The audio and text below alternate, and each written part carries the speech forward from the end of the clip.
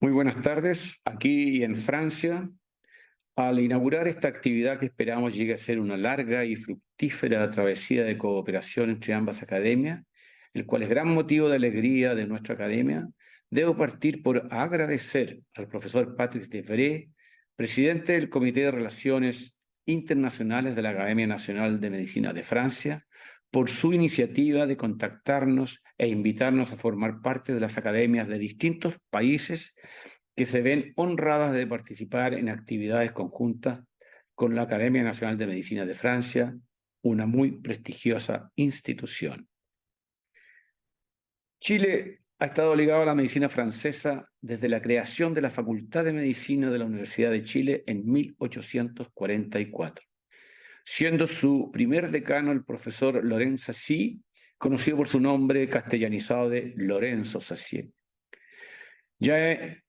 Muchos años más tarde, en 1966, celebramos los 100 años de la Sociedad Médica de Santiago y hubo un curso internacional de nefrología y vino una misión francesa con el profesor Jean Hamburger, miembro de la Academia Nacional Francesa de Medicina, realizador del primer trasplante renal en Francia. En la foto que aquí mostramos de esa oportunidad, de derecha a izquierda se ve el profesor Dr. Jean Hamburger, nuestro decano entonces, el profesor Hernán Alessandri, el doctor Eduardo Katz, formado en el Hospital Necker, y Jean-Philippe Méry, Hospital Bichat-Claude Bernard, quien formó en París a uno de nuestros nefrólogos, el doctor Enrique Reynolds, que nos acompaña. En la década de los 70 y 80 se estableció una virtuosa relación con el Departamento de Nefrología del Campus Norte de la Facultad de Medicina de la Universidad de Chile, donde año a año venía a dictar un curso el profesor Jean Variety. Desde siempre había un gran interés de los médicos por perfeccionarse en Francia. Y así, en las últimas décadas, se han formado, entre otros, inmunólogos, cirujanos, radioterapeutas y nefrólogos, como es el caso del doctor Reynolds, quien nos acompaña en este webinar. Me he permitido hacer este relato como testimonio de nuestra relación con la medicina francesa y representando al presidente de la Academia Chilena de Medicina, el doctor Emilio Ressler, manifestar nuestro muy alto interés y deseo de repetirlas e incrementarlas luego de este webinar inicial que inauguramos hoy. Escucharán exposiciones de destacados académicos franceses, los profesores Michel Assisi, Lorenz Amar de la Universidad de París y de los académicos chilenos doctora Gloria Valdés de la Pontificia Universidad Católica de Chile y el doctor Nelson Walk de la Universidad de Chile. Ellos presentarán interesantes temas, todos actualizados, que van de hipertensión de difícil control, denervación renal por ultrasonido en tratamiento de hipertensión arterial resistente, hipertensión secundaria en la mujer y feocromocitoma. Muchas gracias, profesor Patrice Devray, por habernos ofrecido esta importante oportunidad.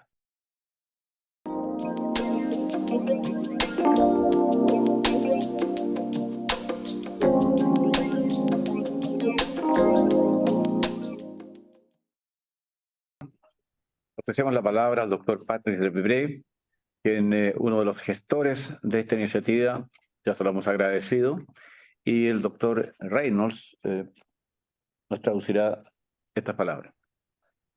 Doctor Devray. Docteur Devray, vous avez la parole. Merci beaucoup. Bonjour à toutes et à tous, cher professeur Marcelo Wolf, cher ami, cher professeur Emilio Ressler.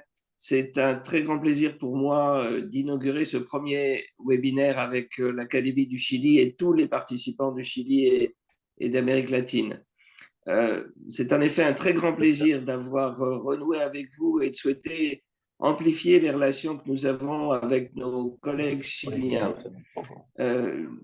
Nous avons ensemble choisi ce thème sur l'hypertension artérielle qui suit effectivement, comme vous l'avez signalé, les rapprochements historiques entre les équipes chiliennes et françaises autour de la néphrologie et de l'hypertension. Je voulais remercier également les orateurs de ce webinaire, les professeurs Gloria Valdés et Nelson Vodic du Chili, et du côté français, Michel Azizi et Laurent Amar, et je laisserai Pierre-François Ploin les présenter et présenter aussi toute l'importance que nous attachons non seulement à ce webinaire, mais au sujet traité aujourd'hui d'hypertension artérielle. Merci encore, chers professeurs et chers amis. Et si vous me permettez, je donne la parole à Pierre-François Ploin pour compléter par quelques mots cette introduction du premier webinaire. Et je l'espère qu'il en suivra beaucoup d'autres entre nos deux académies et le public français et chilien. Très bonne participation. Pierre-François, je te donne la parole si je peux me permettre. Ahora le ofrecemos la palabra al doctor Ploin. Docteur Ploin, vous avez la parole. Oui, je remercie donc le professeur Debré pour son initiative et je suis très heureux d'être de nouveau en contact avec mes amis chiliens qui m'avaient invité il y a 30 ans de cela à faire des conférences à Santiago. Donc le temps a passé depuis et l'hypertension est toujours là. Je dirais qu'elle est loin cette année 1975 où John Narag faisait la une du Time Magazine avec le titre « Hypertension, le tueur silencieux ». Donc à l'époque, l'hypertension était une maladie vedette. Maintenant, ce n'est plus une maladie vedette, il y a beaucoup de maladies rares qui ont pris sa place et pourtant elle reste un tueur silencieux. Elle atteint 1,3 milliard de personnes de par le monde et cette fréquence va augmenter avec l'augmentation de l'âge moyen des populations et avec l'épidémie d'obésité.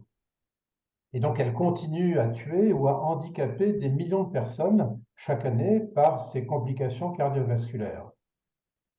Alors, l'hypertension, aujourd'hui, il y a plusieurs présentations et nous allons en voir 3 dans cet après-midi qui, toutes les 3, sont, à mon sens, relativement négligées. Et heureusement qu'il y a donc des parties actives, comme la vôtre, pour lui donner toute son importance. Je citerai les hypertensions de la grossesse. Elles sont fréquentes. Souvent, elles sont transitoires pour la durée de la grossesse, mais elles ont la particularité de pouvoir menacer la vie de 2 personnes, à la fois la mère et le fœtus. Donc, elles exposent à la mort de 2 personnes à la fois. Donc, il faut savoir les reconnaître et les traiter correctement, et donc nous entendrons plus d'informations sur ce sujet. Un deuxième domaine est celui des hypertensions secondaires, en particulier des hypertensions surrénales qui sont souvent réversibles par le traitement, en particulier chirurgical. Mais elles sont réversibles seulement si on en fait le diagnostic. Et c'est la responsabilité des grands centres d'hypertension, comme celui du professeur Azizi, de mettre en place un dépistage de ces hypertensions secondaires en fonction de la gravité de l'hypertension ou de symptômes qui y sont associés. Et nous verrons que ces hypertensions secondaires surrénales sont plus fréquentes chez la femme que chez l'homme.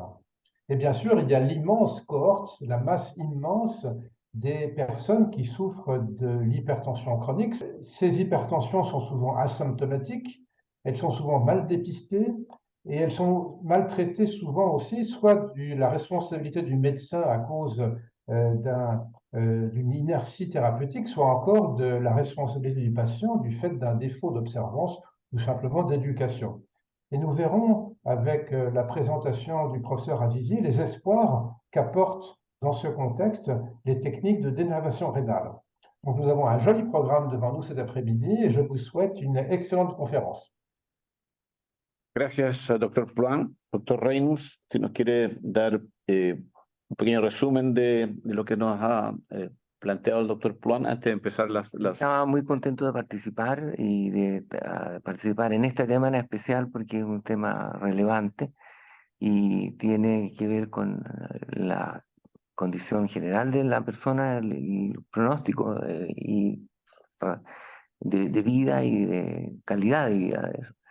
Y hay hipertensión de varias condiciones que son las típicas y hipertensiones que son refractarias o difíciles de tratar, que es lo que él va a tomar en su conferencia. Muy bien. Damos comienzo ahora a las presentaciones de los distintos temas. Decir que va a haber traducción de las presentaciones del francés, van a ir con subtítulos en español en tiempo real, que va a permitir hacer un buen seguimiento. Oui, la présentation va être traduite par chaque présentant. Et vous pouvez voir qu'est-ce que on dit. Pour nous, en espagnol, on peut avoir la traduction pour entendre et pouvoir suivre ce que vous dites. Muy bien. Vamos ahora a dar comienzo a la primera presentación, que son desafíos de la hipertensión arterial a lo largo de la vida de la mujer. Presentará la doctora Gloria Valdés, académica de la Academia Chilena de Medicina y académica de la Pontificia Universidad Católica. Doctora Valdés. Oui, la docteure Valdés va présenter le thème de l'hypertension artérielle chez la femme along toute sa vie, toute sa vivance.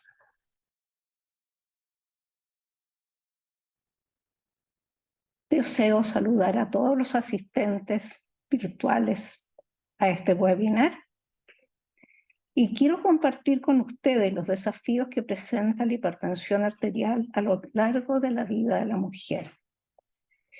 En todas las etapas de la vida es necesario que la mujer mantenga un estilo de vida saludable y que una vez adulta juegue un rol activo en la detección, prevención y manejo de la hipertensión de sí misma y de su familia. Dado el rol de la programación intrauterina descrito por David Barker en 1986, la recién nacida prematura o desnutrida secundariamente a un embarazo hipertensivo debe considerarse en riesgo de hipertensión, oligonefronia, hiperfiltración glomerular y en el mediano o largo plazo a deterioro de función renal. La adolescente que se embaraza presenta mayor riesgo de preeclampsia, eclampsia, partos prematuros y recién nacidos de bajo peso. Complicaciones que, unidas a las secuelas educacionales y sociales del embarazo temprano, debe promover campañas y centros de atención enfocados a prevenirlo. Como el embarazo exige una gran adaptación cardiovascular, metabólica y endocrina, idealmente la mujer debe controlar sus factores de riesgo cardiovascular durante la etapa preconcepcional. Estos ejemplos nos obligan a enfocarnos en la adaptación normal y defectuosa en la gestación. Se ha homologado al embarazo una prueba de esfuerzo a la adaptación hemodinámica y metabólica materna, que separa a una población que se mantiene alejada de los umbrales de riesgo en el largo plazo y otra que los excede transitoriamente durante la gestación para reaparecer años más tarde. La adaptación fisiológica del embarazo afecta globalmente la vasculatura sistémica materna y simultáneamente crea un nuevo territorio vascular que irriga la unidad fetoplacentaria. La mala adaptación sistémica y uterina da origen a los síndromes hipertensivos del embarazo. La preeclampsia, pura o complicada por eclampsia o por el síndrome de HELP, o que se sobreagrega sobre hipertensión crónica, la hipertensión gestacional, la hipertensión crónica esencial o secundaria. Existen manifestaciones transitorias como la hipertensión que se normaliza en controles prolongados o sucesivos, la hipertensión de delantal blanco que revierte en monitoreo ambulatorio, controles domiciliarios, la hipertensión enmascarada por el descenso tensional del primer trimestre o sospechada por daño de órganos blancos, detectada por monitoreo ambulatorio o controles domiciliarios. En el embarazo normal aumenta la frecuencia cardíaca, el volumen sistólico, el débito cardíaco y el volumen circulante. Sin embargo, la presión media, que es la línea azulina, se mantiene prácticamente estable a expensas del descenso marcado de la resistencia periférica y del aumento de la distensibilidad aórtica. Una publicación reciente destaca la importancia de la trayectoria de la presión sistólica en las primeras 20 semanas de gestación, pues las 3 curvas superiores muestran una trayectoria ascendente y concentran un alto porcentaje de mujeres que presentaron preeclampsia e hipertensión gestacional, mientras que las 3 trayectorias inferiores tienen un patrón descendente y un valor predictivo favorable. El descenso temprano de presiones en la gestación fisiológica, a pesar del aumento del sistema clásico renina, angiotensina, aldosterona, se contrapone a una extensa y rica red de vasodilatadores. Está angiotensina 1,7, sintetizada por la enzima de conversión 2, los receptores 2-AT4 y el AT1, que paradójicamente en el embarazo es vasodilatador al estimular la síntesis de óxido nítrico y de prostaciclina. Todos ellos confluyen a la síntesis de óxido nítrico, que es el vasodilatador central del embarazo. La mayoría de los vasodilatadores poseen efectos antiagregantes y proangiogénicos, con excepción de angiotensina 1,7, que es antiangiogénica. Como lo muestra la expresión urinaria de calicreína y de angiotensina 1,7 en embarazadas normales, es factible que los diferentes sistemas se releven entre sí en una eficiente posta que provee continuidad en medio de un ambiente hormonal cambiante. Y hablando de postas, cito a Robson, que compara el embarazo con un largo periodo de ejercicio leve a moderado. La dimensión y la función ventricular son similares a las de atletas jóvenes después de iniciar un programa de entrenamiento. A las 38 semanas de gestación, la madre y el feto acercan el 20 y el 21% de su débito cardíaco e intercambian oxígeno, CO2, nutrientes y desechos, lo que hace necesario comprender cómo se desarrolla la interfase útero-placentaria. El trofoblasto extravelloso de las columnas de anclaje migra a la pared de las arterias uterinas. Este disgrega la capa muscular y las transforma en vasos no reactivos a vasoconstrictores que desembocan en forma de embudo al espacio intervelloso.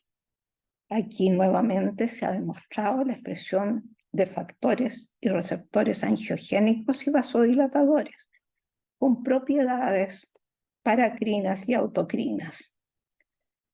Tenemos a la enzima de conversión 2, al receptor de bradicinina, el factor de crecimiento endotelial, su receptor KDR y la óxido nítrico sintasa endotelial.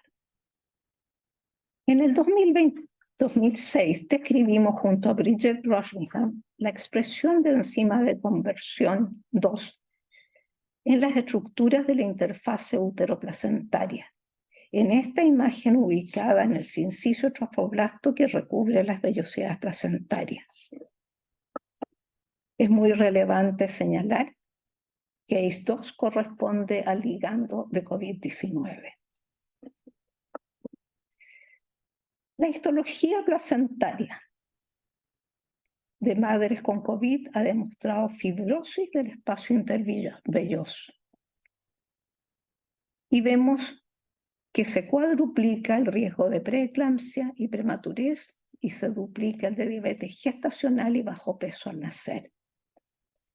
Sin embargo, la transmisión vertical de COVID-19 identificada por PCR compromete hasta un 5% de los recién nacidos, lo que permite postular que ACE2 en el sincicio trofoblasto representa una barrera a la entrada del virus a la circulación fetal.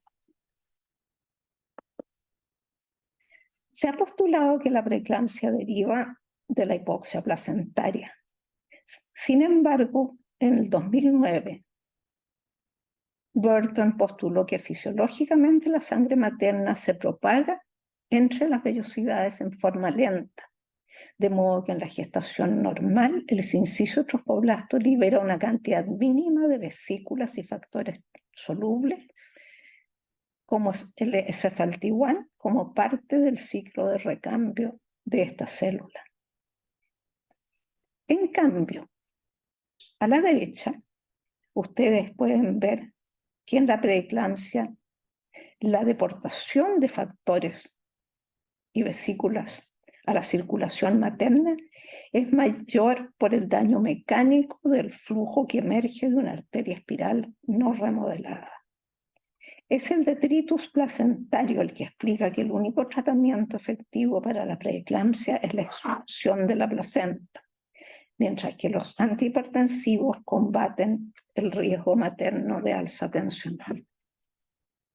Diagrama simplificado muestra las posibilidades de generar preeclampsia desde las formas placentarias puras, en las cuales la deportación de detritus del sincicio trofoblasto es elevada y capaz de provocar disfunción endotelial desde la susceptibilidad materna por una disfunción endotelial de base que se exacerba con los factores placentarios.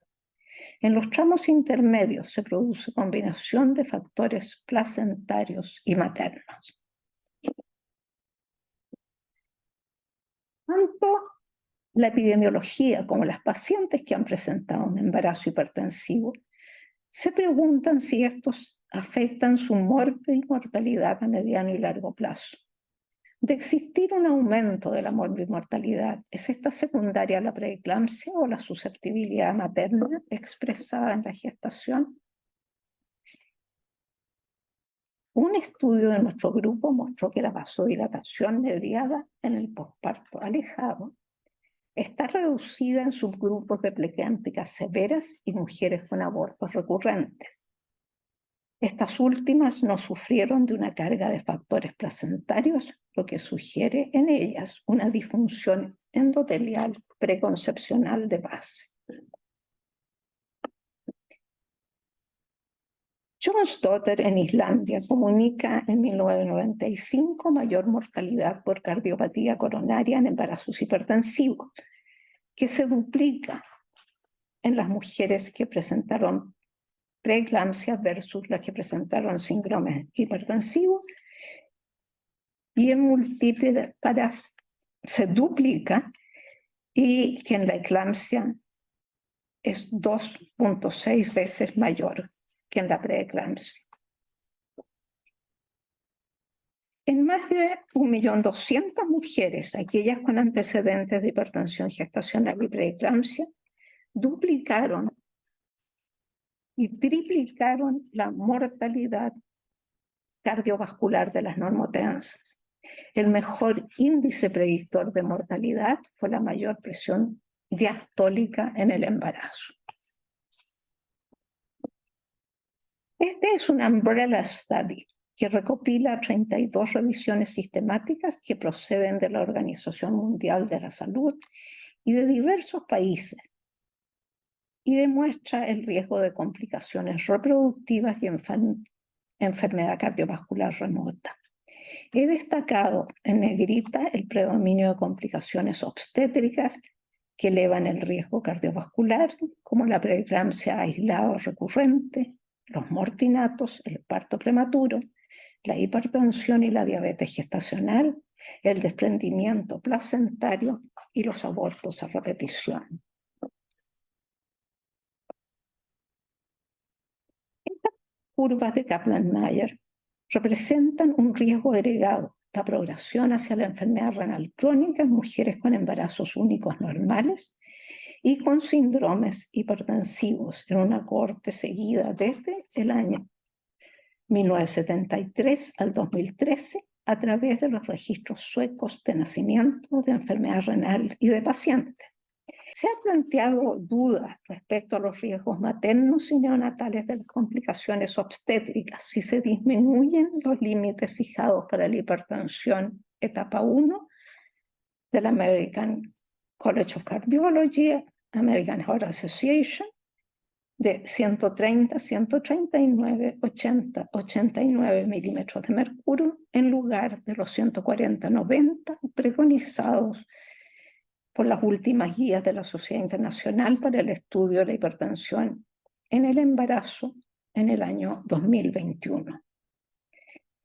Aún al bajar los límites tensionales se han observado mayores riesgos de hipertensión gestacional, preeclampsia, diabetes gestacional, recién nacidos de bajo peso y prematurez.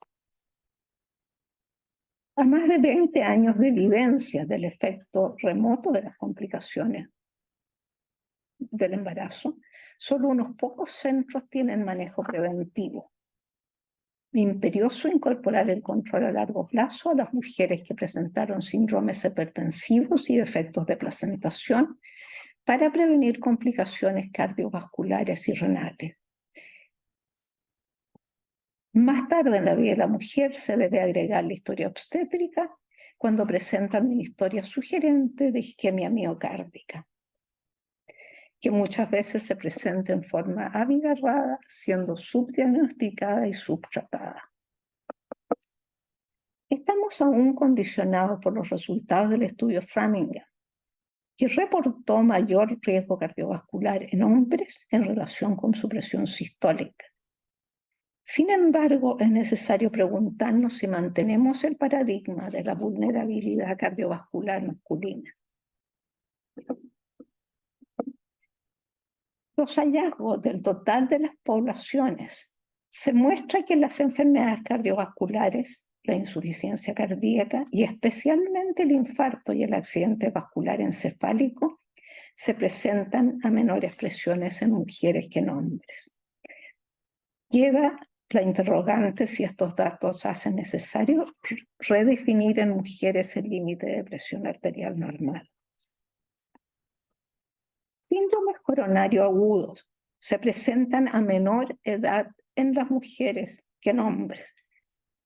Uno se pregunta si las mujeres con complicaciones obstétricas fueron las que marcaron el peor pronóstico. Es importante señalar que en Estados Unidos, Francia, Noruega, Finlandia y Australia se ha observado mayor compromiso coronario en mujeres de 65 años. Recientemente, Lancet ha puesto especial énfasis en el aumento de los accidentes vasculares encefálicos, particularmente en mujeres jóvenes. Es hora de cambiar el paradigma que otorga a los hombres mayor susceptibilidad cardiovascular.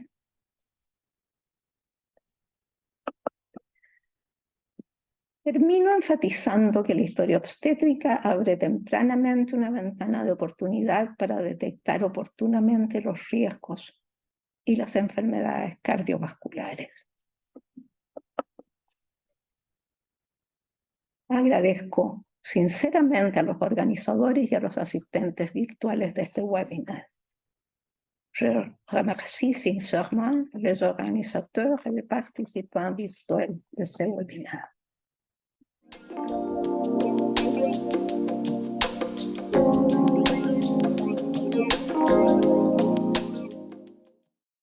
Gracias, doctora Valdés. Les recuerdo que las preguntas se hagan por el chat y nosotros en el intermedio vamos a ir seleccionándolas como para dar respuesta a ellas al final de las presentaciones. On recommande que les questions à poser soient être par le chat, pas directement. Et on va sélectionner ce qui est le plus important. Ahora corresponde a la presentación del doctor Michel Assisi de la Universidad de París y de la Academia Nacional de Medicina de Francia, el tema de denervación renal por ultrasonido en tratamiento de hipertensión resistente, indicaciones, resultados, complicaciones y recomendaciones. La suivante conférence est d'énervation rénale par ultrason dans le traitement, chez le traitement de l'hypertension résistante. Indications, résultats, complications et recommandations. Bonjour à toutes et à tous, je suis Michel Assisi, je travaille à l'hôpital européen Georges Pompidou où je dirige le service d'hypertension artérielle. J'aurai le plaisir de vous faire une présentation sur la dénervation rénale par voie endovasculaire réalisée avec les ultrasons.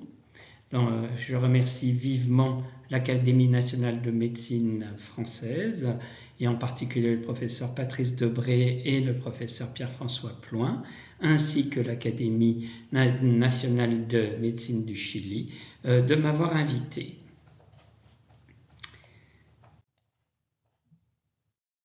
Voici mes liens d'intérêt sur cette diapositive. Alors, vous avez vu dans les présentations précédentes la problématique de la prise en charge de l'hypertension artérielle résistante au traitement qui aboutit à une augmentation de la charge thérapeutique médicamenteuse au-delà des antagonistes minéralocorticoïdes, avec non seulement exposant au risque d'événements indésirables, mais aussi à la non-observance au traitement. Comme pour le moment on n'a pas de nouvelles thérapeutiques à l'horizon, mais qui puissent être facilement accessibles, depuis plus de 15 ans a été développé les thérapeutiques type de d'énervation rénale pour le traitement de l'hypertension artérielle. Cette diapositive vous montre le rationnel de l'utilisation de la dénervation dans le traitement de l'hypertension artérielle. Le système nerveux sympathique est un système clé dans la régulation de la pression artérielle. Comme vous le voyez représenté sur cette diapositive, le système nerveux sympathique central communique via des efférences à destinée rénale vers le rein via le système nerveux sympathique à destinée rénale, où il va stimuler la libération de rénine, synthétiser ainsi l'angiotensine 2, aboutir à une vasoconstriction, un hyperaldostéronisme est secondaire, une réabsorption sodée et donc une élévation de la pression artérielle. Il existe aussi des voies afférentes qui vont du rein et de la capsule rénale vers le système nerveux central, sympathique central, et vous voyez qu'il y a une boucle de régulation. Et cette activation des nerfs afférents se fait via l'ischémie rénale ou une atteinte rénale qui peut stimuler le système nerveux sympathique rénal. L'objectif de la dénervation rénale est d'interrompre ici ce cercle vicieux ici de stimulation du système nerveux sympathique. Alors, cette ablation est réalisée par l'intermédiaire de cathéters. Et vous voyez ici qu'il s'agit d'une longue histoire qui débute même avant, vers les années 2008, et qui se prolonge encore. Ces diapositives vous montrent les différents essais contrôlés randomisés qui ont été publiés jusqu'à présent. En rouge, ceux qui se sont avérés négatifs, en particulier avec les cathéters de première génération, et en vert tous les protocoles de recherche et les essais thérapeutiques qui se sont avérés positifs. Et nous allons plus précisément parler ici de l'essai Radiance Trio qui a été réalisé pour le traitement de l'hypertension artérielle résistante au traitement. Alors, en quoi ça consiste? Vous voyez ici que les filets nerveux sympathiques vont émerger environ aux alentours de D12L1 et après,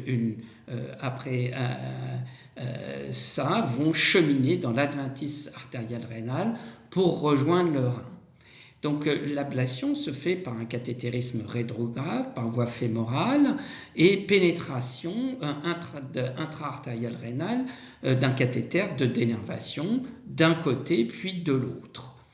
Vous avez ici le cathéter de dénervation rénale qui est à ultrasons, donc c'est le système Paradise. À l'intérieur d'un ballon, vous avez la sonde émettrice d'ultrasons qui est refroidie en permanence par de l'eau froide qui circule dans le ballon à haute vitesse. Le front d'ultrason circonférentiel va cibler les filets nerveux sympathiques au niveau adventiciel à une profondeur entre 1 et 6 mm. Les parois internes de l'artère rénale sont protégées par l'eau glacée et on réalise dans les artères rénales principales 2 à 3 ablations. Alors, plus spécifiquement, pour parler de l'hypertension artérielle résistante, nous avons entrepris un essai randomisé contrôlé contre une intervention factice pour démontrer l'efficacité de la dénervation rénale à réduire la pression artérielle avec comme critère primaire la mesure ambulatoire de pression artérielle à 2 mois. Alors, nous avons inclus des patients qui avaient un âge compris entre 18 et 75 ans, une pression artérielle clinique supérieure ou égale à 140 mm sur 90 mm de mercure, avec plus de 3 antihypertenseurs, avec un débit de filtration glomérulaire au-dessus de 40 ml par minute pour 1 m² 73, mais et surtout une pression artérielle ambulatoire supérieure à 135 sur 85 mm de mercure pour la pression diurne après 4 semaines de traitement par une trithérapie combinée en un seul comprimé qui comportait un diurétique thiazidique, un antagoniste des récepteurs de l'angiotensine 2 et une dihydropyridine. Il fallait bien sûr aussi que les patients aient une anatomie artérielle rénale qui soit compatible, qui est grâce à un scanner ou une IRM, angio-IRM, qui était réalisé avant la randomisation. Une fois que le patient avait l'ensemble des critères d'inclusion, il était donc randomisé en salle de cathétérisme pour avoir soit la dénervation rénale, soit une intervention factice qui était limitée à une artériographie. Les patients étaient sédatés, portaient un casque avec de la musique et avaient aussi des lunettes pour ne pas voir ce qui se passait à l'intérieur de la salle de cathétérisme. Le critère primaire d'évaluation était évalué à 2 mois. Il s'agit de la variation de la pression artérielle ambulatoire systolique diurne. Comme vous le voyez, aucune modification du traitement antihypertenseur était permise, sauf si des seuils tensionnels trop élevés étaient atteints, et les patients et ceux qui suivaient les patients, c'est-à-dire l'équipe médicale, étaient maintenus à l'insu de la randomisation. Nous avons un suivi à 6 mois qui est aussi effectué à l'insu de la randomisation et ensuite l'essai se poursuit avec un suivi à 12, 24, etc. Jusqu'à 60 mois. Alors, vous voyez que pour pouvoir à la fin randomiser 69 patients dans le groupe d'énervés contre 67 patients dans le groupe intervention factice, il a fallu en fait inclure de nombreux patients, 989 patients, et comme vous le voyez ici, en fait, on voit que la raison pour laquelle les patients n'arrivent pas à l'artériographie, c'est essentiellement le fait de les avoir switchés à une trithérapie combinée en un seul comprimé à dose correcte qui permet de contrôler la pression artérielle. Comme vous le voyez ici, il y a des 150 patients ont l'artériographie et 14 encore au moment de l'artériographie ne vont pas avoir les critères d'inclusion angiographique. Donc, voici donc, les caractéristiques cliniques des patients qui sont parfaitement balancées dans les deux groupes. Comme vous le voyez, l'âge moyen est de 52 ans. On a une vingtaine de % de femmes. Les patients sont essentiellement des patients d'origine caucasienne, avec un surpoids, avec un index pondéral à 32 kg par mètre carré, un débit de filtration glomérulaire à peu près normal. Très peu de patients ont un DFG en dessous de 60 ml par minute pour 1 mètre carré 73, 30% ont un diabète, et vous voyez que leur pression artérielle à l'inclusion est élevée à 160 sur 104 mm de mercure sous 4 médicaments antihypertenseurs. Alors, combien de traitements ils prennent au screening? Vous voyez que environ un tiers sont sous trithérapie, un tiers sous quadrithérapie, et puis les autres sous plus de traitements antihypertenseurs. De façon intéressante, alors que l'on dit qu'il faut que les patients qui sont résistants au traitement reçoivent un antagoniste de l'aldostérone, mais vous voyez que seulement 30% des patients dans les deux groupes recevaient un antagoniste de l'aldostérone à l'inclusion dans l'essai. Ces médicaments ont été bien sûr arrêtés puisqu'on ne maintenait qu'une trithérapie avec un antagoniste de l'angiotensine 2, un diurétique et un inhibiteur calcique.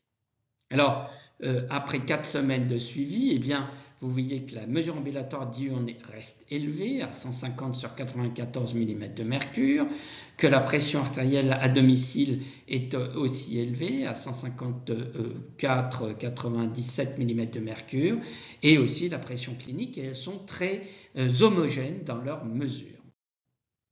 Alors, voici les données concernant le critère primaire d'évaluation. La baisse de pression artérielle en mesure ambulatoire diurne est de 8 mm de mercure dans le groupe d'énervé contre 3 mm de mercure dans le groupe factice, et vous voyez que la différence entre les groupes est de 4,5 mm de mercure à 2 mois, confirmant qu'il y a bien une baisse induite par la dénervation chez les patients qui sont résistants au traitement. Vous voyez aussi que 38% des patients vont avoir une pression contrôlée, 21% dans le groupe factice, parce qu'en fait, il a été nécessaire de rajouter plus de médicaments dans ce groupe-là que dans le groupe d'énervé. Alors, si on regarde maintenant aussi l'observance au traitement qu'on a mesuré ici par spectrométrie de masse, vous voyez que en fait on se retrouve dans une population où 80% environ des patients ont une observance tout à fait correcte au traitement par une trithérapie en un seul comprimé. Alors lorsqu'on regarde les profils ambulatoires, donc ici l'intervention factice et la baisse modérée de pression artérielle, et ici la baisse de pression artérielle aussi bien pendant la période diurne que pendant la période nocturne. Et donc si bien que la baisse nocturne ici est de 5 mm de mercure, de différence entre le groupe contrôle et le groupe d'énervé, et ceci peut avoir un bénéfice en termes de pronostic. Alors, après le 2e mois, nous avons fait une addition de médicaments à partir du 2e au 5e mois en fonction des résultats de l'automesure tensionnelle, et nous avons ajouté, comme vous le voyez, de la spironolactone 25 mg, un bêta-bloquant, bisoprolol 10 mg, un antihypertenseur central, et puis ensuite un alpha-bloquant, et à 6 mois, on a évalué à nouveau, à l'insu de la randomisation, les effets sur la pression artérielle et sur les médicaments. Alors, il n'y a pas eu de modification notable de l'observance au traitement, malgré l'ajout des médicaments antihypertenseurs, comme vous le voyez. Ça fluctue entre 80 et 70%. Il n'y a pas de différence entre les groupes. Alors, qu'est-ce qui s'est passé en termes d'utilisation des médicaments? Eh bien, vous voyez que les modifications de traitement depuis la baseline ont été plus importantes dans le groupe factice que dans le groupe d'énervé. Et si on regarde l'utilisation d'un antagoniste minéralocorticoïde, qui était la 4e ligne de traitement, eh bien, vous voyez qu'au cours du temps, on va avoir introduction du traitement, mais que les patients ayant été dénervés, en vert, reçoivent beaucoup moins fréquemment, environ la moitié moins, d'un antagoniste minéralocorticoïde, c'est la spironolactone, dans la majorité des cas, que dans le groupe factice. Et on voit ici la baisse de pression artérielle en automesure et qui va rester statistiquement significative entre les deux bras, et ce malgré la prescription beaucoup plus fréquente de spironolactone dans le groupe qui a été dénervé. Dans le groupe factice, excusez-moi. Alors, il n'y a pas eu de modification du débit de filtration glomérulaire. Comme vous le voyez, la différence entre les deux groupes est non significative. Alors, lorsqu'on regarde les résultats de Radiance Trio par rapport à tous les autres essais thérapeutiques qui ont été publiés, utilisant soit un cathéter de radiofréquence spirale, soit chez des malades avec le même type de cathéter Radiance, donc chez ceux qui ne prennent pas de traitement antihypertenseur, eh bien la baisse de pression artérielle est du même ordre de grandeur, aussi bien dans le groupe dénervé que dans le groupe factice. Alors, est-ce qu'il y a des prédicteurs de la baisse de pression artérielle? Eh bien, on se rend compte qu'il y a une variabilité de la réponse. Voilà, à 2 mois, les variations de pression artérielle observées, individuelles, donc après dénervation rénale, mais aussi après intervention factice, au cours de laquelle plus de patients vont recevoir des traitements antihypertenseurs ou vont avoir des modifications de traitement. Alors, la majeure partie d'entre eux ont une baisse de pression artérielle, mais que vous le voyez, il y a des patients pour lesquels il n'y a pas de variation, voire même une élévation de la pression artérielle. Alors, on a cherché des prédicteurs. D'abord, est-ce que le nombre d'émissions d'ablation change la réponse tensionnelle? Ceci, la différence entre les deux groupes, vous voyez, entre 4, 5, 6 et 7 émissions, il n'y a pas de gradient et donc la baisse de pression est similaire. Ensuite, est-ce que les technologies peuvent avoir une influence?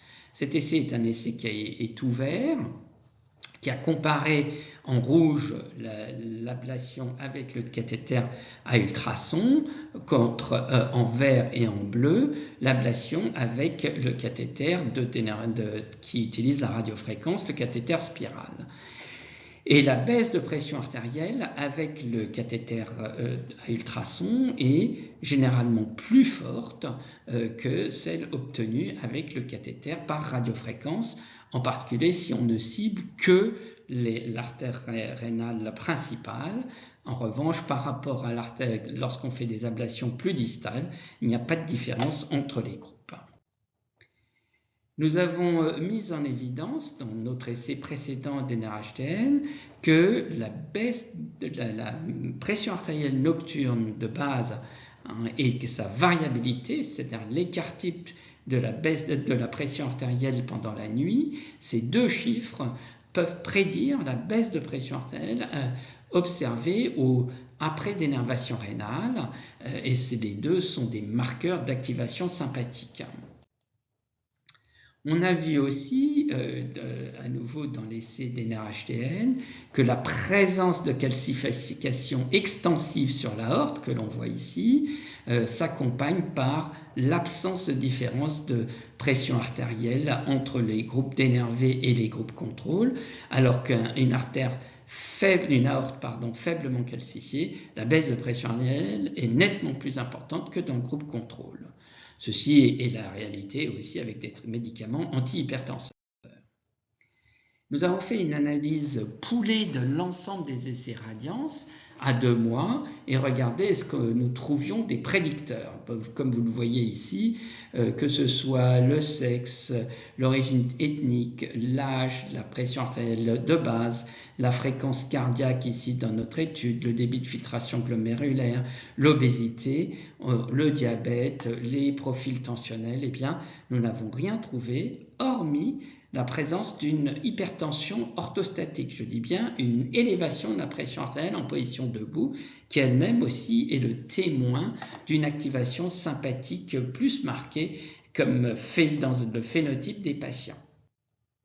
Alors, à long terme, qu'est-ce que nous avons observé? Voici les données des différentes études que nous avons réalisées jusqu'à 36 mois.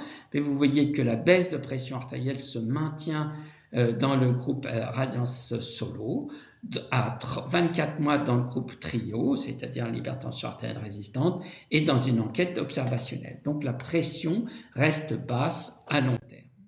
Alors, qui doit-on traiter? Eh bien, les dernières recommandations de la Société européenne d'hypertension artérielle, vous voyez, disent que la dénervation peut être considérée comme une option thérapeutique chez les patients avec un débit de filtration glomérulaire au-dessus de 40 minutes par minute pour 1,73 m, qui ont une pression artérielle non contrôlée malgré l'utilisation des médicaments antihypertenseurs en combinaison, ou si il y a des événements indésirables importants liés au traitement associés à une mauvaise qualité de vie. La dénervation peut être considérée comme traitement additionnel chez les patients ayant une hypertension artérielle résistante au traitement, à condition d'avoir le débit de filtration glomérulaire correspondant.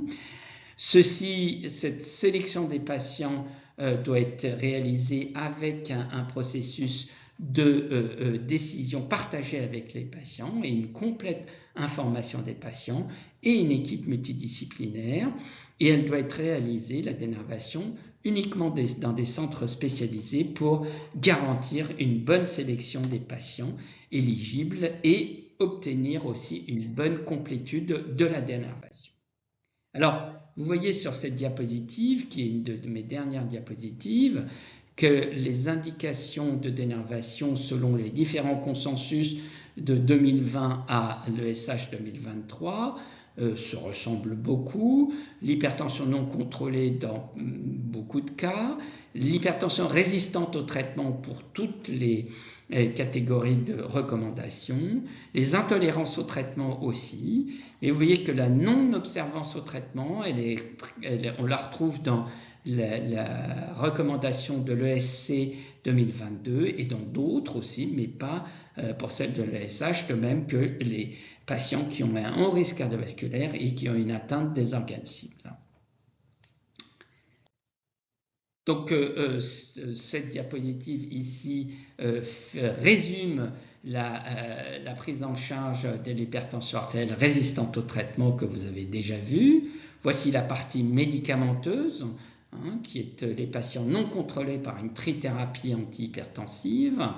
En fonction du débit de filtration glomérulaire supérieur à 30 ml par minute ou inférieur à 30 ml par minute, on ajoute l'aspironolactone, un bêta-bloquant, un alpha-bloquant ou un antihypertenseur central.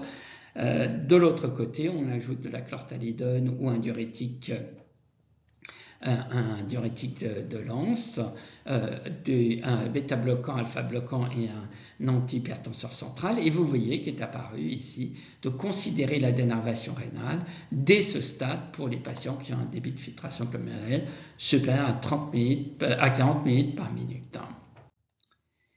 Muchas gracias por su atención. Je suis prêt à prendre vos questions.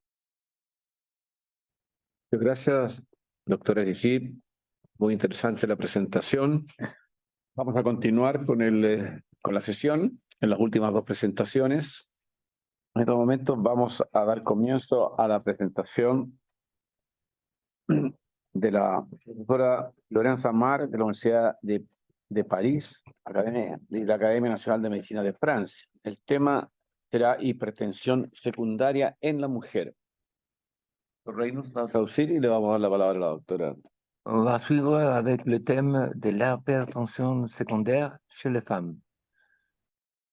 Bonjour, je m'appelle Laurence Amar, je travaille dans le service d'hypertension artérielle de l'hôpital européen Georges Pompidou à Paris, sous la direction du professeur Azizi actuellement. Je tiens à remercier le professeur Ploin qui a dirigé notre unité pendant longtemps, ainsi que le professeur Debret de m'avoir proposé de faire cette présentation. Je vais donc vous parler de l'hypertension artérielle secondaire chez la femme. Donc l'hypertension artérielle secondaire, le principe est d'identifier une cause pour une hypertension artérielle, l'objectif étant de pouvoir avoir une prise en charge spécifique. On considère généralement que 5 à 15% des hypertensions artérielles sont des hypertensions artérielles secondaires. Après, le calcul actuel, en tout cas en France, est de dire qu'il n'y a pas d'indication à faire une recherche systématique d'hypertension artérielle secondaire en raison du rapport coût-bénéfice et donc on a tendance à réserver cette recherche d'hypertension artérielle dans certaines situations préétablies. Quelles sont les situations qu'on accepte généralement? On considère que on va rechercher une hypertension artérielle secondaire chez les patients jeunes âgés de moins de 40 ans qui ont des hypertensions artérielles de grade 2 ou 3. Chez les patients qui ont une apparition très brutale ou une aggravation brutale de leur hypertension artérielle, chez les patients qui ont une hypertension artérielle résistante, chez les patients qui ont une atteinte des organes cibles qui doit être mieux caractérisée parce que ça pourrait modifier les traitements, chez les patients qui ont des urgences hypertensives.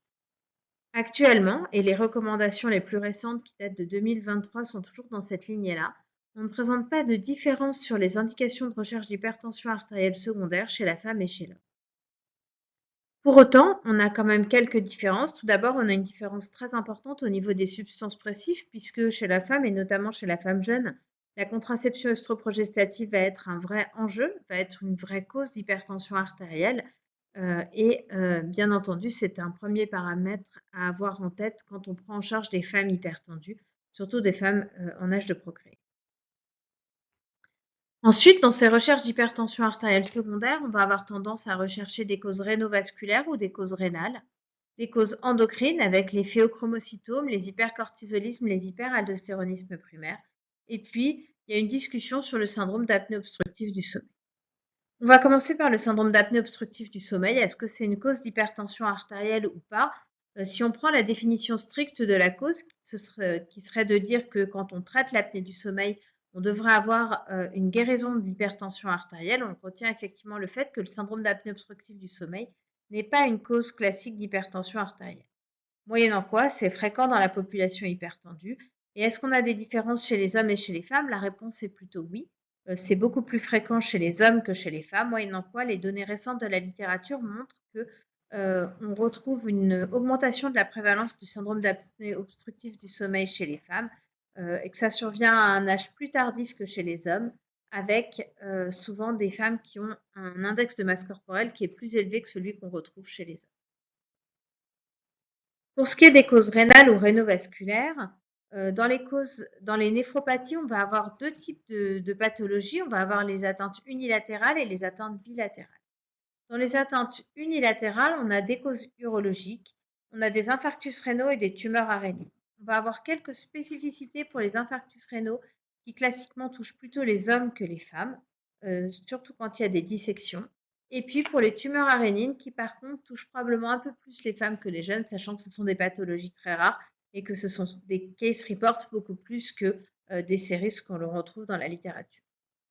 Pour les atteintes rénales bilatérales et pour les glomérulopathies, on n'a pas de différence majeure en fonction du sexe. L'une des différences principales qu'on va avoir, c'est sur la dysplasie fibromusculaire, donc sur les atteintes rénovasculaires, les sténoses des artères rénales.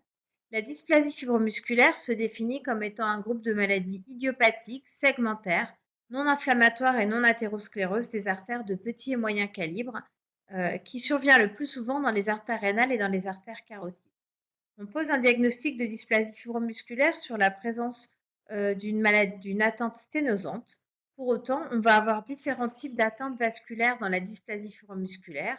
On va avoir des sténoses, en collier de perles ou des sténoses longues serrées, mais on peut également avoir des dissections, des anévrismes et une tortuosité vasculaire. Pour le coup, la dysplasie fibromusculaire touche dans environ 80% des cas des femmes.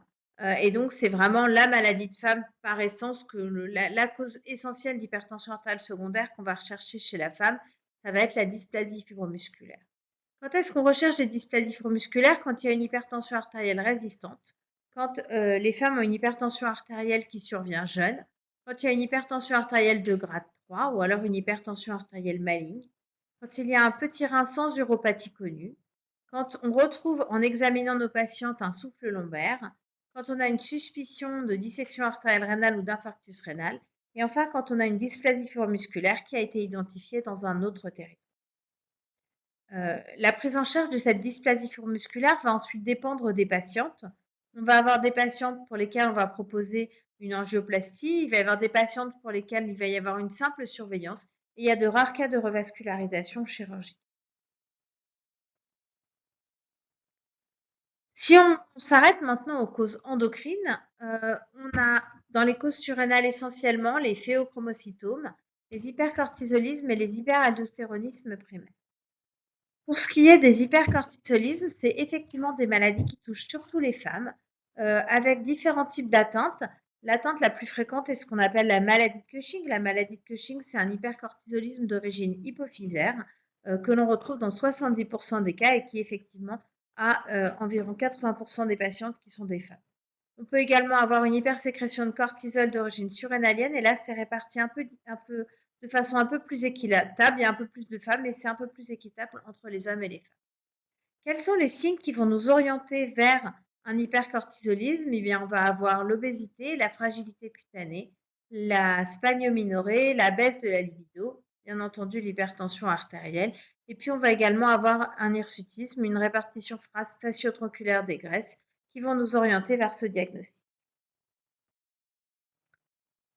Sur quoi ce diagnostic repose? Ce diagnostic repose sur des dosages du cortisol. On ne fait pas de dosage de cortisol le matin à 8 heures parce que ça va être un mauvais test pour dépister un hypercortisolisme. Le test qu'on fait le plus fréquemment, c'est ce qu'on appelle le test de freinage minute.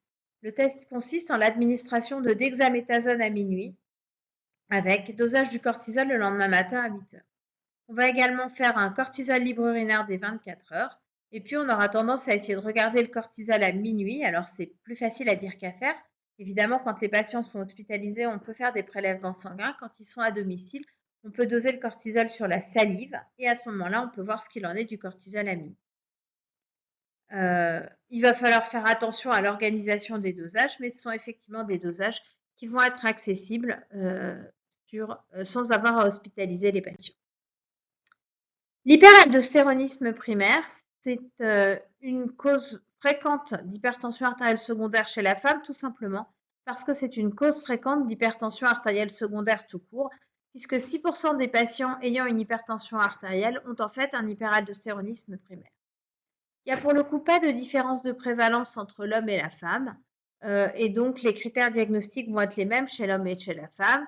Les données importantes, ça va être que la kaliémie normale n'élimine pas le diagnostic. On va le rechercher chez les patients et chez les patientes donc, qui ont des hypertensions artérielles assez sévères, quand il y a une hypokaliémie, quand il y a un incidentalome surrénal, quand il y a un retentissement sur les organes cibles qui est important, ou bien alors quand on a une hypertension artérielle du sujet jeune.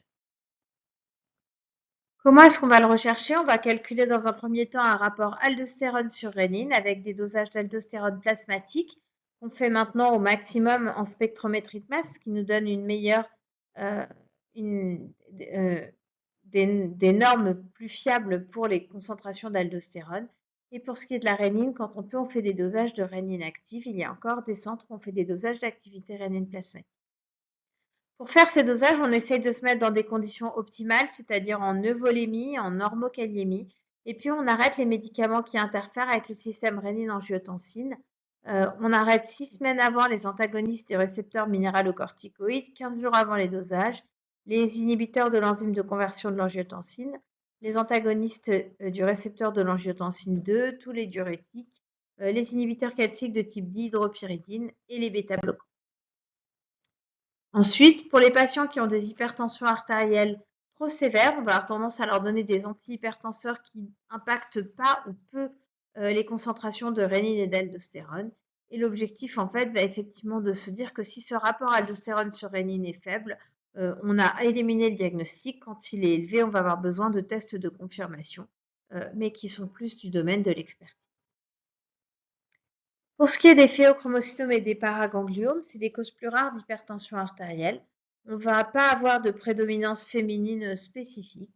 S'ils représentent 5% des incidentalomes surrénaliens, on va avoir une sécrétion importante de catécholamine, adrénaline, noradrénaline essentiellement. Et les choses importantes à retenir, c'est qu'on va avoir 15% de forme métastatique et qu'on a 40% de forme génétique. On le recherche sur l'hypertension artérielle labile, on le recherche sur l'existence d'une hypotension orthostatique, sur des symptômes, à type de céphalée, sueur, palpitation, et chez les hypertendus qui ont associer un diabète avec un IMC inférieur à 25 kg par mètre carré et un âge inférieur à 50 ans. Quels sont les dosages qu'on va faire? Là, on a des dosages qui sont très sensibles et très spécifiques. On va faire des dosages de méthanéphrine et norméthanéphrine libre plasmatique quand on peut le faire dans le sang, ou bien alors en total urinaire ou en libre urinaire sur des urines de 24 heures. On ne fait plus de dosage de catécholamine, d'adrénaline et de noradrénaline parce que la sensibilité et la spécificité sont moins bonnes que les dosages de méthanéphrine. Est-ce qu'on pourrait ne pas s'embêter avec tous ces dosages hormonaux et juste se dire que finalement, chez la femme hypertendue, quand on a une hypertension artérielle sévère ou quand c'est une femme jeune, il va nous suffire de faire une imagerie pour voir si on a une anomalie surrénalienne ou pas? Malheureusement pas, et ce sont des contre-exemples de patients qui, en fait, soit ont une lésion surrénalienne et pour autant n'ont pas d'hypertension artérielle secondaire, soit à contrario, ont une hypertension artérielle secondaire, même des patientes qui vont pouvoir être opérées, et pour autant, on ne va pas avoir d'anomalie sur les glandes surrénales. Donc finalement, comment est-ce que tout ça se passe? Eh bien, on va avoir des examens qu'on va faire assez systématiquement quand chez des patientes qui ont des hypertensions artérielles sévères. Donc la première question, ça va toujours être la contraception œstroprogestative chez toutes les femmes en âge de procréer. Et puis ensuite, on va regarder la cause rénovasculaire avec une forte prédominance de dysplasie fibromusculaire. Je ne vous ai pas parlé des sténoses athéromateuses qu'on retrouvera chez des patientes plus âgées, mais pour le coup, on n'a pas de spécificité chez la femme. Et pour ce qui est des causes endocrines, la maladie de Cushing est effectivement bien une maladie qui va toucher beaucoup plus les femmes, mais au final, ce dont on va voir le plus, c'est des hyperaldostéronismes primaires. Il n'y a pas de surreprésentation des femmes dans cette population-là, mais elle est beaucoup plus fréquente, c'est une cause beaucoup plus prévalente que les autres, l'hypertension artérielle secondaire. Et donc, les dosages qu'on va faire au final, eh ben, on va faire un ionogramme sanguin, on va faire un ionogramme urinaire, on va faire des dosages d'aldostérone et de rénine, on va faire un freinage minute, des dosages de méthanéphrine, des dosages d'aldostérone et de cortisone dans les urines, ce qui va nous donner un reflet de ces hypertensions artérielles endocrines ou pas. Et pour la dysplasie fibromusculaire, l'examen le plus sensible pour le dépistage est l'angioscanner des artères rénales. Je vous ai également mis un exemple d'ordonnance de traitement neutre avec des antihypertenseurs centraux, des inhibiteurs calciques non dihydropyridine et des alpha-bloquants. En conclusion, on n'a pas vraiment de recommandations spécifiquement sur la femme sur quand rechercher une hypertension artérielle secondaire. On estime que les indications sont les mêmes, quel que soit le sexe. Par contre, c'est vrai que chez la femme, on va avoir des recherches un peu plus fréquentes, on va avoir des causes qu'on retrouve plus fréquemment, la dysplasie fibromusculaire, la maladie de Cushing et puis l'hyperaldostéronisme primaire qu'on va retrouver chez tout le monde. Pour ce qui est de la prise en charge et des traitements, on va avoir quelques spécificités. Par exemple, dans l'hyperaldostéronisme primaire, on va avoir une bien meilleure tolérance de la spironolactone. Par contre, la maladie de Cushing ou le phéochromocytome, il n'y a pas de différence spécifique dans la prise en charge. Je vous remercie beaucoup pour votre attention.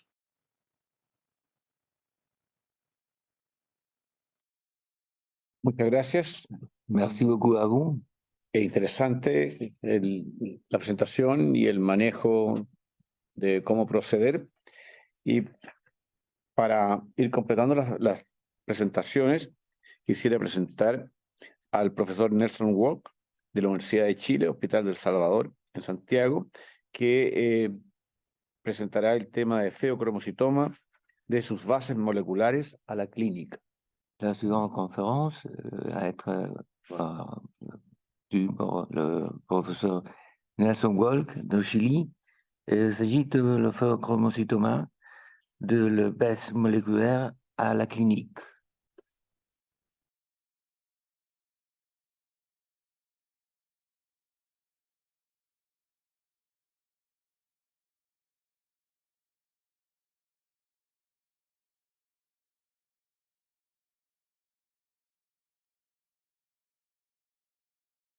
Pheochromocytomas a llevar a gangliomas desde las bases moleculares a la clínica. La nueva clasificación de la Organización Mundial de la Salud en el 2020 define que el pheochromocytoma forma parte de la familia de los paragangliomas. Es una neoplasia neuroendocrina que se origina desde las células cromafines de la médula suprarrenal como paraganglioma intraadrenal. Un paraganglioma simpático se define como una neoplasia neuroendocrina que se desarrolla a partir de progenitores derivados de la cresta neural en paraganglios asociados con las cadenas simpáticas, prevertebrales y paravertebrales, plexos nerviosos simpáticos y fibras nerviosas simpáticas. Los paragangliomas parasimpáticos son neoplasias no epiteliales bien diferenciadas, derivadas de células paraganglionares del sistema nervioso autónomo. Esta es una cronología que describe medio siglo de avance en la genética de los feocromocitomas y paragangliomas. Hasta principios del siglo XXI, era común considerar que el 10% de los feocromocitomas y paragangliomas eran hereditarios. Con la revolución molecular y la detección en los años 90 de mutaciones en el protooncogen RET y el que da origen a la neoplasia endocrina múltiple tipo 2, el gen de la neurofibromatosis tipo 1 y el gen del síndrome de von Hippel-Lindau, este porcentaje se fue incrementando hasta que en el año 2000 el axioma del 10% muere con la descripción de la mutación de línea germinal en el gen de la succinato deshidrogenasa D y de succinato deshidrogenasa B en el 2001, con lo que implica que más del 30% de los feocromocitomas y paragangliomas son heredables y constituye una nueva manera de ver este tipo de tumores neuroendocrinos. Las características genéticas de los feocromocitomas y paragangliomas, estos se caracterizan por un paisaje molecular único, que permiten asignarlos a uno de los 3 grupos, o también llamados clústeres, en función de las alteraciones genéticas subyacentes.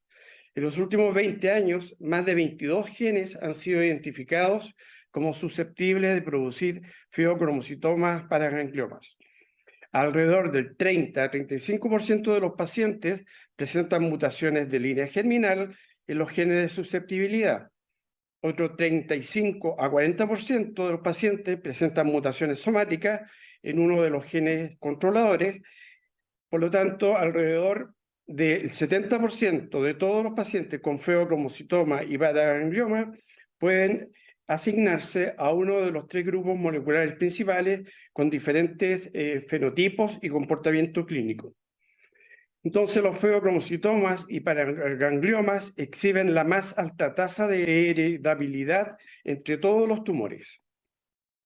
Esta es la clasificación molecular de los feocromocitomas y paragangliomas según el perfil de expresión del ARN mensajero, y se dividen en 3 grupos. El grupo de pseudohipoxia o clúster 1, el de señalizaciones de quinasa o clúster 2 y el de vía del Wnt alterado o clúster 3.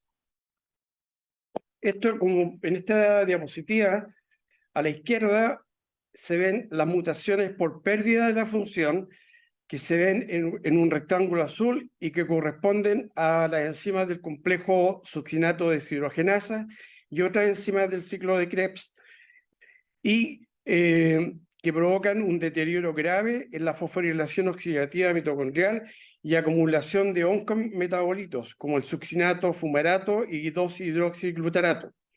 La acumulación de estos oncometabolitos, así como las mutaciones inactivantes de los genes supresores de tumores como el prolil hidroxilasa y von Hippel-Lindau o VHL, conducen a una disminución de la degradación del factor alfa inducible por hipoxia, o también llamado HIF-alfa, dando como resultado una mayor expresión y estabilización de HIF-alfa. La acumulación de esto conlleva a la producción del factor de crecimiento endotelial vascular, factor de crecimiento derivado de las plaquetas, y por lo tanto aumento de la angiogénesis, de la viabilidad celular, proliferación, invasión y metástasis. A la derecha, las mutaciones del clúster 2 pueden ser activantes como las del protooncogen RET, el MET, el MERTK, el BRAF y el HRAS, o inactivantes que también se ven aquí en azul, en los genes supresores como el NF1, el TIMEM 127 y el MAX. Así se activa la vía de la fosfatidil inositol 3 quinasa y la vía AKT y mTOR, todo lo cual conlleva a crecimiento celular, proliferación, remodelamiento de la cromatina y desarrollo tumoral. Esto es lo que se llama el complejo succinato de deshidrogenasa. Este complejo, también llamado complejo 2, consta de 4 subunidades. Las subunidades C y D se anclan a la membrana interna mitocondrial y actúan en el transporte de electrones. Y las subunidades B y A actúan en el paso de succinato a fumarato en el ciclo de Krebs, o también llamado ciclo del ácido tricarboxílico, en que los feocromocitomas y paragangliomas que sobreexpresan estos genes de la vía Wnt o sitio de integración relacionado con Wingles y Het-Hodge pertenecen al subtipo llamado Wnt alterado. Al presentar solo mutaciones somáticas, producen feocromocitomas esporádicos.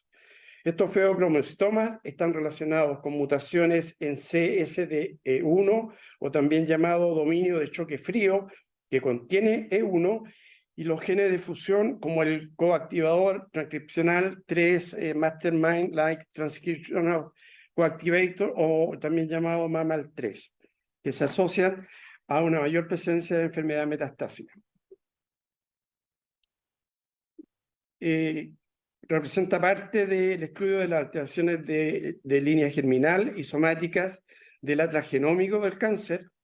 Fueron 173 tumores que se tuvieron estudio somático y 116 pacientes que tenían estudios genéticos en sangre. Se detectaron mutaciones patogénicas de línea germinal en 8 genes de susceptibilidad para feocromocitoma y para gangliomas en 46 pacientes, lo que corresponde al 27% de la corte. La succinato de deshidrogenasa B, un 9%, el RET un 6%, el von Hippel-Lindau un 4% y la neurofibromatosis 1 el 3%, los cuales exhibieron la mayor tasa de mutación. Las mutaciones en el D, en MAX, el EGLN1 y TIMEM 127 estuvieron menos del 2%. Con respecto a las mutaciones somáticas, estos feocromocitomas y paragangliomas exhibieron una tasa de 39% de mutaciones, algo menor en relación a otro tipo de cáncer. El análisis de mutaciones somáticas identificó 5 genes con mayor frecuencia: el HRAS, un 10%, NF1, 9%, EPAS1, 5%, RET, 3% y CSDE1, 2%. Observaron además que 3 genes con mutaciones patogénicas de la línea germinal también tenían mutaciones somáticas en la corte: el RET, NF1 y VHL. Mutaciones en genes de fusión ocurrieron básicamente en el MAMAL3 en el 7%. Y mutaciones somáticas que estaban relacionadas al cáncer se describieron con el BRAF, IDH1, FGFR1, VHL, ATRAX, TP53, SETD2 y ARNT. En esta diapositiva, que corresponden a la clínica del clúster 1 o de las señales de pseudohipoxia, las mutaciones en el complejo succinato de deshidrogenasa representan más del 50% de todas las causas de feocromocitoma y paraganglioma. Estos exhiben feocromocitoma en el 57% y paragangliomas en el 43%, y típicamente no tienen secreción de epinefrina ni metanefrina, pero sí secretan normetanefrina, noradrenalina y 3-metoxitiramina. Los tumores de este grupo, el del 1A y del 1B, tienden a presentar un fenotipo bioquímico noradrenérgico y requieren un seguimiento muy estrecho debido al riesgo de metástasis y recurrencia. En el clúster 1A, que es el del succinato de deshidrogenasa, casi el 100% de las mutaciones son de línea germinal y representan el 4 a 12% de los feocromocitomas y paragangliomas aparentemente esporádicos. Respecto al clúster 2 o de las señales de la quinasa, son predominantemente feocromocitomas. presentan una mayor expresión de la enzima fenil-N-etanolamina N-metiltransferasa o PNMT, enzima que convierte la noradrenalina en adrenalina. La expresión de PNMT está asociada con el fenotipo adrenérgico de los feocromocitomas paragangliomas hereditarios. Este subtipo presenta mutaciones de línea germinal en el protooncogen RET y en los genes supresores de tumores NF1, el MAX y el TIMEN 127, y somáticas en el protooncogen HRAS, KRAS y ATRAX, provocando la desregulación de las señales de la vía fatidil-inositol traquinasa mTOR. La mayoría de los feocromocitomas y paragangliomas de este grupo se ubican en las suprarrenales. ¿A quiénes vamos a estudiar? A la palidez le da un punto, a la hiperhidrosis un punto, a las palpitaciones un punto, temblor, náuseas un punto, un índice de masa corporal bajo 25 un punto, frecuencia cardíaca de 85 o más también un punto, y a la obesidad le quita un punto. Y un score de 3 puntos da una probabilidad de 5,8 veces de tener un feocromocitoma o paraganglioma. ¿A quién más vamos a estudiar? Vamos a estudiar, ¿cierto?, a los pacientes con hipertensión arterial sostenida o paroxística, o pacientes con predisposición genética o incidentaloma suprarrenal. ¿Y qué exámenes vamos a solicitar? Las pruebas bioquímicas de feocromocitoma y paragangliomas dependen principalmente de las mediciones de metanefrinas y normetanefrinas plasmáticas o urinarias en sus formas libres, las cuales se producen dentro de las células tumorales de forma continua e independiente de la secreción de catecolaminas. La medición de metoxitiramina libre en el plasma es útil para detectar tumores productores de dopamina, mientras que las mediciones en orina de dopamina o metoxitiramina son menos útiles, ya que los analitos en orina derivan en gran medida de fuentes independientes de las aminas circulantes. Hay que evitar los resultados falsos positivos en lo posible mediante la medición plasmática con intervalos apropiados de referencia y precaución preanalítica, incluyendo la toma de muestras de sangre en posición completamente supina. La naturaleza de los resultados positivos de las mediciones de metanefrinas y metoxitiramina libre en el plasma pueden predecir el tamaño tumoral, la localización ya sea adrenal o extraadrenal, el tipo de mutaciones o incluso la afectación metastásica. El estudio genético de línea germinal se recomienda a todos los pacientes con feocromocitomas y paragangliomas debido, como hemos explicado antes, al alto porcentaje de mutaciones, y además sirve para identificar a qué tipo de clúster pertenecen. El conocer la mutación específica ha mostrado tener un impacto positivo en el manejo y resultado final. Se prefiere el uso del Next Generation Sequencing o NGS, ya que permite determinar todas las variantes genéticas de una sola vez. De todos los individuos afectados con variantes patogénicas tipo 4 o 5, el 90% tendrá una variante en NF1, en RET, SDHP o D o VHL. Y solo el 10% tendrá una variante patogénica en el MAX, SDHA, SDHAF2, SDHC o TIMEN 127.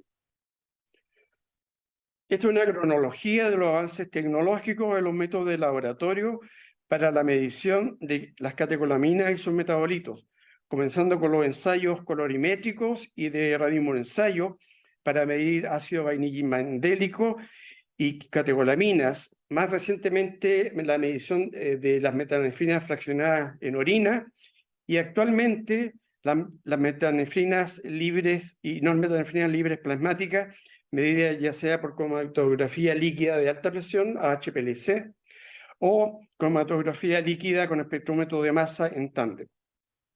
Las metanefrinas y normetanefrinas libres plasmáticas son el test de primera línea con alto índice de sospecha de feocromocitoma y paraganglioma, y como dije previamente, se debe tomar en posición supina con 30 minutos de reposo. Existirá alta sospecha de feoparaganglioma con niveles sobre 2 veces el límite superior de lo normal, y los test bioquímicos siempre deben preceder a las imágenes. Tanto la tomografía computarizada como la resonancia magnética son las imágenes principales para ver las suprarrenales, especialmente como primer test de localización anatómica de tumores secretores de catecolaminas. En tumores quirúrgicamente confirmados, se estimó que la sensibilidad para la resonancia magnética y tomografía computarizada fue de 98 y 89% respectivamente. En la tomografía computarizada casi siempre presentan alta atenuación de más de 10 unidades Hounsfield con menos del 50% de lavado. En la resonancia magnética, los FEO, cromocitomas y paragangliomas muestran alta señal de intensidad, especialmente en T2, por alto contenido hemorrágico y quístico. La tomografía computarizada es mejor que la resonancia magnética para las metástasis pulmonares y la resonancia magnética es mejor que la tomografía para la metástasis hepática. Y en feocromocitomas y paragangliomas sobre 5 centímetros se debe recurrir a imágenes anatómicas o funcionales. En caso de duda debemos recurrir a técnicas de medicina nuclear. Estas son las técnicas de medicina nuclear, lo diré brevemente. Son, en el caso de los feocromocitomas esporádicos, vamos a preferir el fluordopa o MIBG en primera línea, el PET galio dotatate como segunda línea y el 18-fluor FDG como tercera línea. Para cualquier feo o paraganglioma hereditario, excluyendo el succinato de deshidrogenasa, elegiremos como primera línea el fluordopa, en segunda línea el 123 MIBG o el PET galio, dotatate o dotanoc, y en tercera línea el 18-fluor FDG. Y para los paragangliomas por mutaciones de subsidiato de deshidrogenasa o multifocales o metastásicos, tendremos como primera línea el galio dotatate. La preparación preoperatoria incluye las dos grandes intervenciones que han disminuido la mortalidad perioperatoria son la introducción del alfa-bloqueo y el reconocimiento de que estos pacientes son hipovolémicos. El manejo preoperatorio se basa en la preparación con alfa-bloqueo y la expansión de la volemia con el objeto de alcanzar estabilidad hemodinámica en el perioperatorio. Dado que el tratamiento con alfa-bloqueo restaura la volemia en el 60% de los pacientes, se recomienda iniciar una dieta rica en sodio y abundantes líquidos, y es útil también la infusión de solución de cloruro de sodio al 0,9 por 1000 el día previo a la cirugía. Finalmente, la cirugía se prefiere en el caso, si es un feocromocitoma bilateral, se va a preferir la preservación de la corteza suprarrenal, ya que los pacientes tienen menos crisis adrenales y requieren menos medicamentos. En conclusión, entonces, los feocromocitomas y paragangliomas forman 3 clústeres o grupos específicos basados en las mutaciones de línea germinal o somáticas: el clúster relacionado a la pseudohipoxia 1A y 1B, el clúster 2 relacionado a las señales de quinasa y el clúster 3 relacionado a la vía del Wnt. Estos clústeres también se traducen a las firmas clínicas, bioquímicas y de imagen y pueden guiar el seguimiento y la terapia, facilitando un plan de manejo clúster específico o personalizado. El clúster 1 y probablemente el clúster 3 muestran un fenotipo más agresivo y mayor riesgo de metastizar en comparación con el clúster 2. El clúster 1, mayoritariamente de ubicación extraadrenal, tiende a tener un fenotipo bioquímico noradrenérgico con tendencia a una hipertensión sostenida, mientras que el clúster 2, mayoritariamente adrenal, tienden a tener un fenotipo bioquímico adrenérgico con secreción intermitente de catecolaminas concomitante con síntomas episódicos. Para el clúster 1A, la modalidad de imagen preferida es la de galio dotatate dotanoc, mientras que para el clúster 1B y el clúster 2, el examen más sensible es el 18-fluordopa PET-CT. Todos los pacientes con historia de feocromocitoma, paragangliomas o portadores de mutaciones asintomáticos requieren un seguimiento a largo plazo de acuerdo con el tipo de mutación y características clínicas. La terapia de elección es la cirugía, cuando sea posible. Para enfermedad metastásica inoperable, terapia sistémica incluye la quimioterapia, la terapia con radionucleótido, lutecio dotatate, inhibidores de tirosinquinasa. Aunque no se ha establecido en la práctica clínica de rutina, la terapia dirigida según el gen controlador debería ser el siguiente paso en el futuro. Muchas gracias por su atención.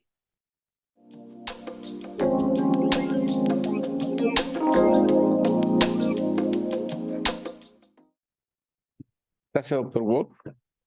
Hemos completado con las presentaciones y tenemos, bueno, primero que nada agradecerle a todos los participantes en las exposiciones, sus excelentes presentaciones precisamente, y tenemos algunas preguntas. Entre ellas, una pregunta es, ¿qué hacer con un hipertenso con hallazgo de imágenes compatibles con feocromocitoma y con niveles normal altos de metanefrina o normetanefrina? La question, c'est quoi faire avec un hypertendu avec des images de phéochromocytome et un niveau haut de méthanéphrine. Bueno, con niveles intermedios, asumo que están refiriéndose a metanefrinas urinarias, metanefrina y no metanefrina libres urinarias. Sí.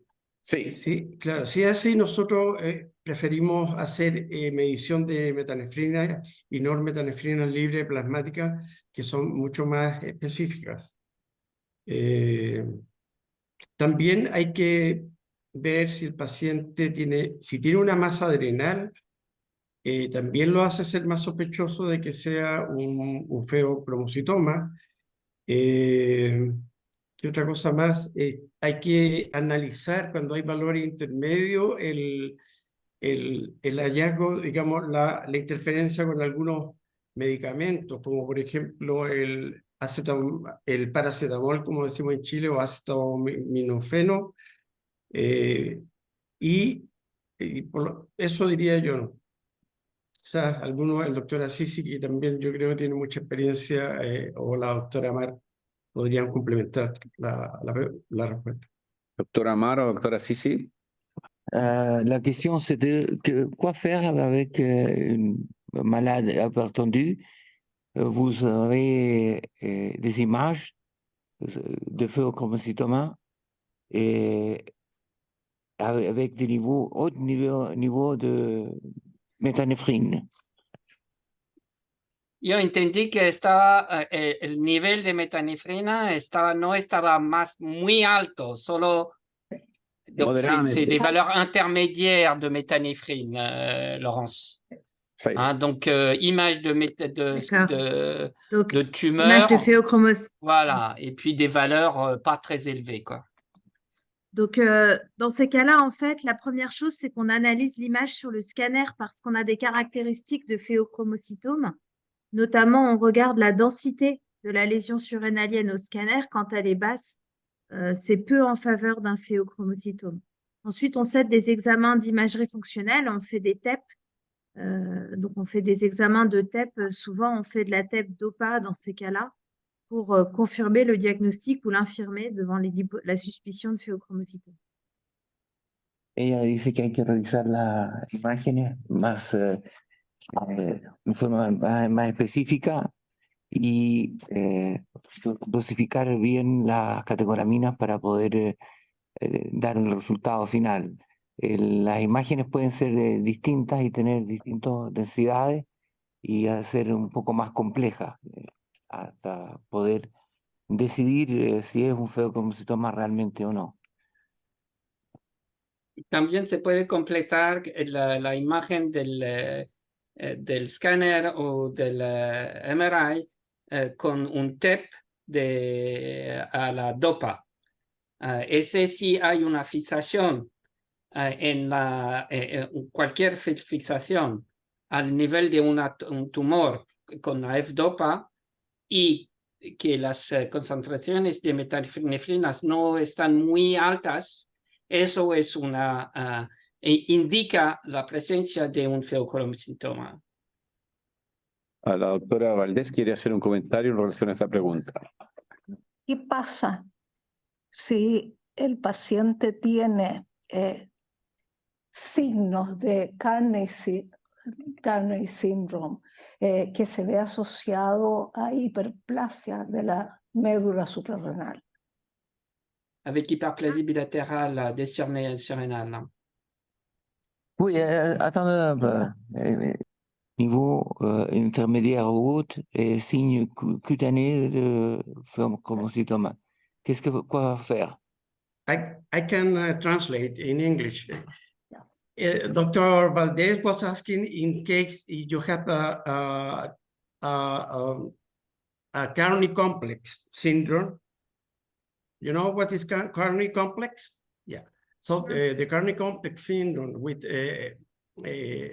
probably adrenal hyperplasia, bilateral hyperplasia, you can suspect in pheochromocytoma. I think that it's not the Carney complex is more related with cortical hyperplasia instead of medullary hyperplasia. That's my answer. Maybe Michelle or Lorenz can complement. But so in the Carney syndrome, you have some Cushing disease, but you also have some description of some Carney syndrome. But in this case, you have real pheochromocytoma. You don't have medullary hyperplasia.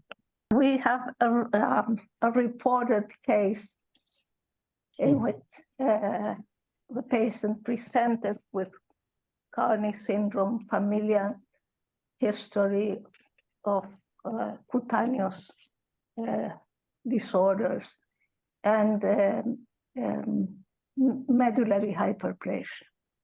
Well, we have similar. Tenemos otra pregunta similar, que es de un paciente que tiene un hiperaldosteronismo y tiene un tumor suprarrenal documentado, pero que responde a espironolactona. ¿Lo operan o siguen con el tratamiento médico? Quelqu'un qui a un tumeur avec le traitement médical, avec spironolactone, il répond à la hypertension artérielle. Quoi faire avec ça? Est-ce qu'on l'opère ou est-ce qu'on ne l'opère pas, hein? C'est ça la question. Exactement. Oui. Donc, en fait, ça va dépendre un petit peu de la situation du patient, de son âge, de la sévérité de l'hypertension artérielle au départ, de la sévérité de l'hypokaliémie. Si on opère les patients, l'objectif principal, c'est quand même de guérir l'hypertension artérielle. Donc, on va voir si on pense qu'on pourrait guérir l'hypertension artérielle. Ensuite, jusqu'à récemment, on avait tendance à dire que s'il y avait une bonne réponse à la spironolactone, on avait une efficacité similaire sur les complications cardiovasculaires. Et maintenant, il y a quelques données dans la littérature qui montrent qu'on est probablement plus efficace avec la chirurgie que la spironolactone, surtout quand la rénine reste basse sous spironolactone. ¿Puede traducir? Sí, que es perfectamente posible tratar médicamente el estado. Depende de la respuesta clínica, nada más.